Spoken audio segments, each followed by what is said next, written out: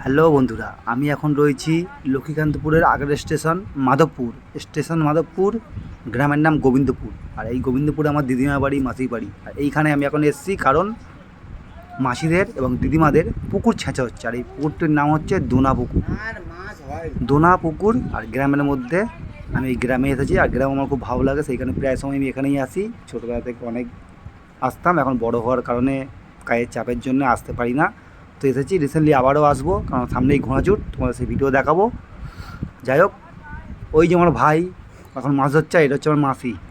আমার ভাই আর মাসি দুজনে এখন মাছ ধরছে, আমি ওপর থেকে ভিডিও করছি। আমি সবেমাত্র এসেছি, আর আমি আসার আগে জল ছেঁচা হয়ে গেছে, কারণ আমাকে একটা টাইম বলেছে, সেই টাইমে আসতে পারিনি, কাজে ব্যস্ত ছিলাম।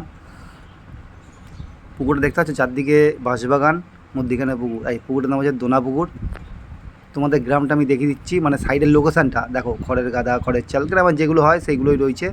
খুব সুন্দর একটা জায়গা, চারিদিকে সবুজ আর সবুজ।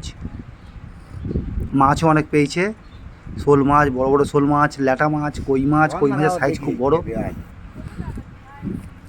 শিং মাছ, মাগুর মাছ, তারপরে চুনো মাছ, পুঁটি মাছ, বা ফলুই মাছ, ট্যাংরা মাছ সব পেয়েছে। আর তোমার কী বলবো, জায়গাটা খুব সুন্দর। আর এই মাসির ছেলে আর মাসি দুজন মিলে এখন মাছ ধরছে, আর আমি ওই ভিডিওটা, ওই যে জেনারেটার, আর এই জেনারেটার মানে এই মেশিন দিয়ে জল ছাঁচা হয়েছে। তো আমিও নামবো, তোমাদেরকে দেখো ভিডিও।